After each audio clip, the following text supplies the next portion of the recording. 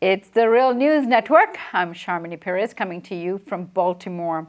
After sweeping victories in the primaries in Pennsylvania, Maryland, Delaware, Rhode Island, and Connecticut, Republican presidential candidate Donald Trump spoke on foreign policy in Washington, D.C. on Wednesday. The speech touched on a range of issues, including Israel, the Iranian nuclear deal, and engagement with China. Joining us now to discuss the speech is Phyllis Bennis. She is a fellow and director of the New Internationalism Project at the Institute for Policy Studies in Washington, D.C. She's the author of many books, including her most recent book, Understanding ISIS and the New Global War on Terror, a primer. And she's also the author of Understanding Palestine-Israel Conflict, also a primer. Thank you so much for joining us, Phyllis. Always good to be with you, Sharmini. So, Phyllis, first give us a general thrust of his speech and approach to foreign policy. Well, it was actually very interesting hearing Donald Trump's address on foreign policy. He had very much a kind of America First theme, but with a very strong overlay of isolationism. He included, interestingly, one of his goals being to strengthen and promote Western civilization, not universal values, very explicitly. So that was a rather shocking, if not surprising, addition. He distinguished himself quite sharply from other candidates, I think particularly from Hillary Clinton, on the question of saying that war and aggression will not be my first instinct, as he put it. He said we need diplomacy. We need to operate, a superpower needs to operate with caution and restraint. And he repeated his opposition to the Iraq war and said that that was a major problem that had actually helped Iran.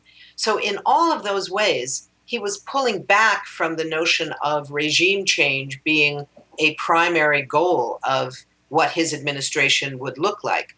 But having said that, I should say that he was much clearer on the problems of current foreign policy. He identified 5 major problems, and saying what the broad goals would be that he would have, also 5, but very little on how he would accomplish any of that. So it was very much these guys are doing it all wrong. I would hold America first, but I'm not going to tell you how I would do it. He said, we will once again be strong. We will once again be loved. We will once again be a strong and reliable ally. How would we do this? That's not at all so clear. Phyllis, so Trump spoke about Palestine and Israel, and it was a bit of a departure from his past narrative. Let's have a look. Israel, our great friend, and the one true democracy in the Middle East, has been snubbed and criticized by an administration that lacks moral clarity. Just a few days ago, Vice President Biden again criticized Israel, a force for justice and peace, for acting as an impatient peace area in the region. President Obama has not been a friend to Israel. He's treated Iran with tender love and care and made it a great power. Iran has indeed become a great, great power in just a very short period of time because of what we've done. All of the expense, and all at the expense of Israel, our allies in the region, and very importantly, the United States itself. Phyllis, Trump's comments in the past have indicated that he would not take sides on the Israel-Palestine issue, for example. But at the APEC speech and here in this address, he departed from that narrative and he positioned himself differently. Tell us more about that. Well, in the speech here, he was very clear that Israel is one of our most important allies. It's one of our longest allies. It's the only democracy in the Middle East. He went through all the tropes about why Israel is the only important player in the region. And he essentially claimed that President Obama has thrown Israel under the bus. He talked about how the U.S. Has not helped Israel, has not treated Israel well. And on the other hand, it has treated Iran with kid gloves. He said with loving kindness.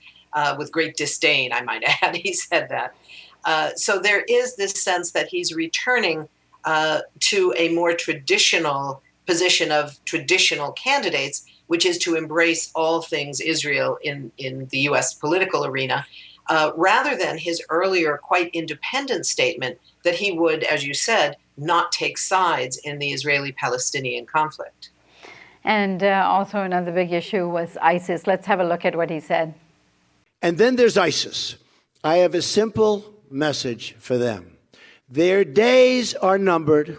I won't tell them where, and I won't tell them how. We must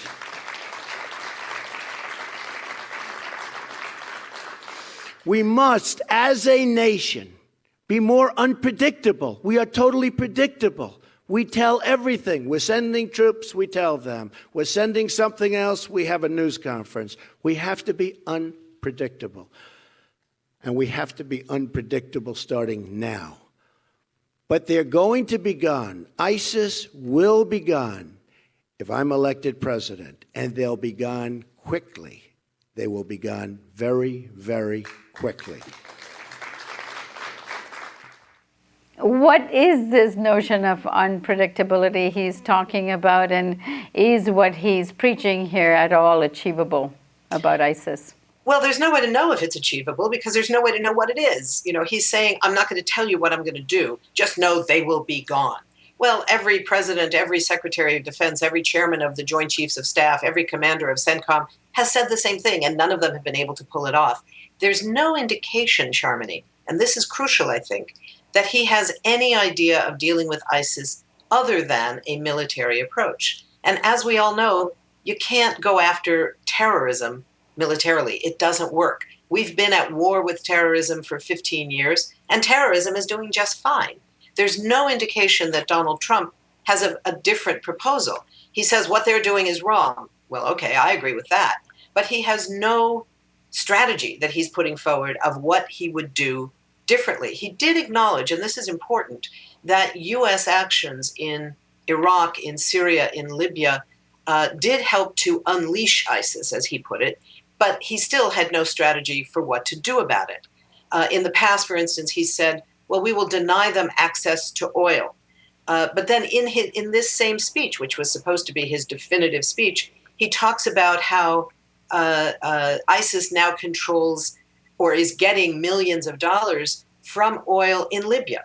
Well, ISIS is not getting any money from Libyan oil because it doesn't have any Libyan oil. It has money that it's getting from Syrian oil. But if he doesn't know the difference between Syria and Libya, we're all in serious trouble. So, Phyllis, Trump's speech was flagrantly absent of substance and content and specificities. Given all of that, are you concerned about the general thrust of what he's saying? I'm very concerned about it. I think there's a different kind of concern with a candidate who makes a commitment ahead of time to her or his administration focusing on war, as some other candidates have done. Hillary Clinton, for instance, has staked out a war presidency as her goal. Regime change is top of her agenda. A so-called no-fly zone in Syria is top of her agenda, unlike Bernie Sanders, for instance, who opposes a no-fly zone. In the case of Trump, we didn't hear him say we want a no-fly zone anywhere. We didn't hear any actual strategy. And in fact, some of his rhetoric, as I indicated earlier, is rather isolationist, saying I will not be the first to use military force as my first choice, but without providing any sense that he has an alternative strategy.